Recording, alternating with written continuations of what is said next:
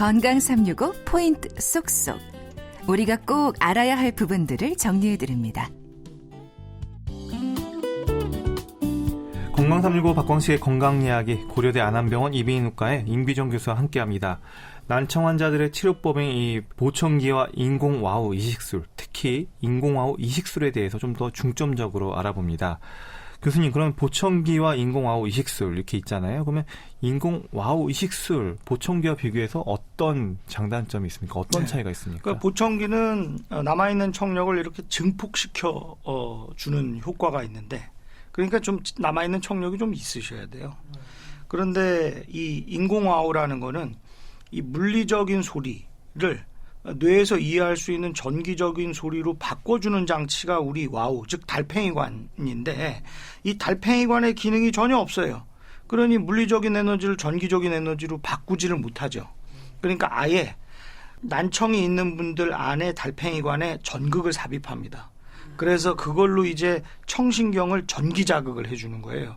그러면은 뇌에서는 실제로 우리 소리 듣는 것처럼 저음과 중간음과 고음을 나눠서 우리 들을 수 있게 되거든요. 그래서 이런 청신경을 전기 자극함으로써 음을 감지하게 하는 그런 와우 이식기를 이식하는 수술입니다. 정말 신통방통한 기기가 되겠죠.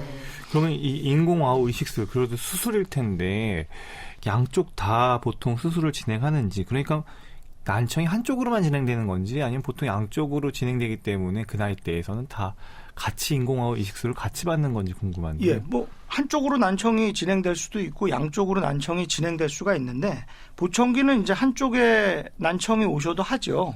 하지만은 인공와우 같은 경우에는 양쪽이 필연적으로 다 망가진 분들한테 좋습니다. 예, 그런 분들한테 주로 하는데, 그래서 우리 보험에서도 1세 미만에서는 90% 이상 망가져야 이 인공와우가 이제 보험도 되고 이제 효과를 인정해주고 있고요. 그리고 이제 1세에서 한 19세 미만 같은 경우는 한 70% 이상만 망가져도 이제 인공와우를 지원을 해줍니다. 단지 이제 최소한 3개월 이상은 보청기로 충분히 한번 해보고, 그래도 보청기의 효과가 전혀 없을 때 그때 이제 인공와우 이식술을 하도록 권고하고 있습니다. 그러면 인공와우 이식술의 어떤 기대 효과랄까요? 치료 목적도 궁금한데요. 네, 그 인공와우를 하게 되면은 전혀 못 듣는 분들이 이제 다시 들을 수가 있게 되죠.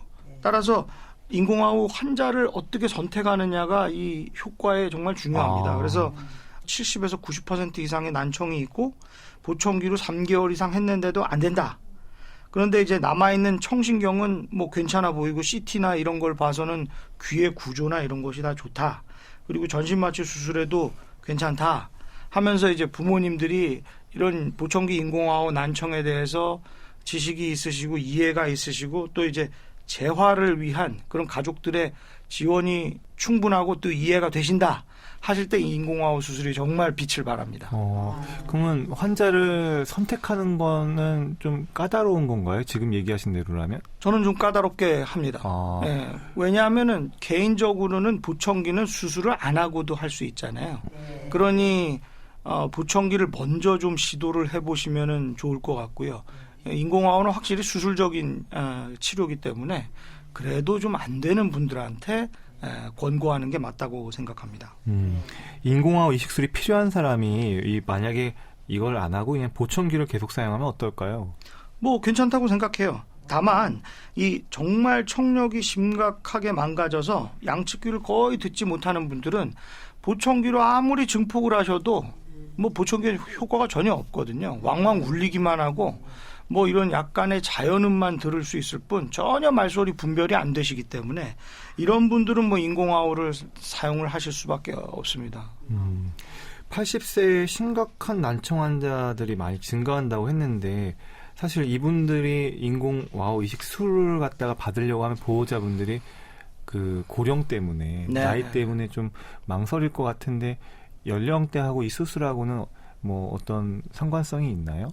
좀 상관성은 있으실 거예요. 왜냐하면은 연령대가 많아지시면 물론 이제 하시는 건 좋은데 첫째로는 이 청신경 자체가 좀 퇴화합니다. 그러니까 자극할 수 있는 청신경이 좀 줄어들고, 그다음 두 번째로는 이제 그 연세가 드신 분들이 이 재활 치료가 조금 어려우세요. 그러니까 좀 이 인공화호를 하신 다음에 매핑, 즉 조절 검사를 좀 한다든지 아니면 이제 자꾸 언어 치료나 평가 이런 걸 받는다든지 또 병원 왔다 갔다 하시기가 좀 어려운 점이 있고 세 번째로는 장치 다루는데 조금 어려움이 있을 수가 있으세요. 그래서 뭐 물론 저도 7, 80대 가지고 청력이 전혀 안 좋고 보청기도 효과가 없다. 그럼 저도 당연히 인공호흡 받을 겁니다.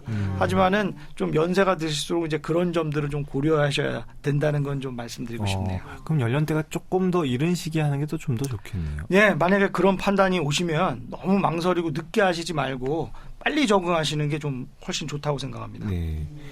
또 인공호흡 이식술에 이런 장점도 있지만 또 이식술의 부작용이나 합병증 위험도 좀 알고는 있어야 될 것 같아요. 수술 후 관리가 중요하다는 얘기도 들었는데요. 네네. 사실은 뭐 부작용은 수술 중 그리고 이제 마취에 대한 부작용 그리고 수술 후로 나눌 수는 있거든요.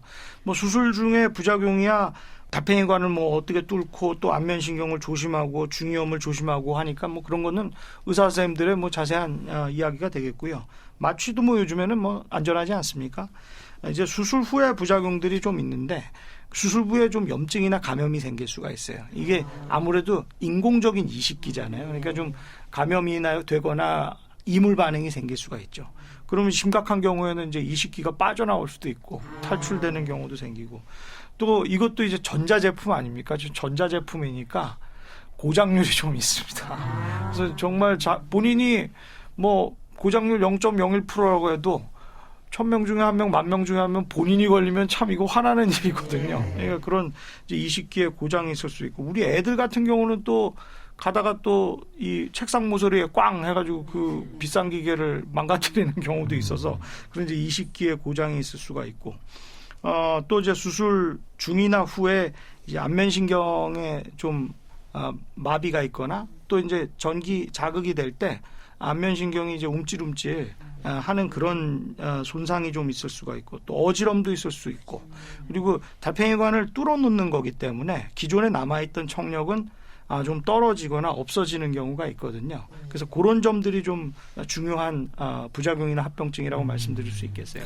그래도 이제 정리가 좀 필요할 것 같아요. 이런 부작용만 들으면 이거는 이식술 못 받을 것 같다는 생각을 하실 수 있는 부분도 있어서 이 부분만 바로 지금 들으시는 분들은요. 예. 인공호흡 이식술에 대해서 한번 정리 한번 해주시죠. 예, 인공호흡 이식술은 안전합니다. 사실은 이런 그 부작용은 수술 때는 설명드리긴 하지만은 거의 발생하지가 않아서 뭐 이런 부작용들 때문에 뭐 부담스러워 하실 필요는 없고요. 수술도 뭐 이틀이나 한 일주일 내에 퇴원하시고 뭐 기존의 뭐 만성 중이염 이 염증성 수술보다도 더 빨리 퇴원하시고 후유증이 적은 편이에요. 그래도 우리가 정확한 어떤 정보를 제공하기 위해서 이런 부분들 다 알려주셨다 생각을 맞습니다. 합니다. 인공호흡에 대한 이 국민 건강보험 적용 기준이 넓어지면서요. 지금 인공호흡 재료비의 20%만 지금 환자가 부담하고 있는 상황입니다. 물론 비용 면에서 걱정을 덜었지만 스스로 재활치료를 통한 또 관리가 중요하다는 거 기억해 두시면 좋을 것 같습니다.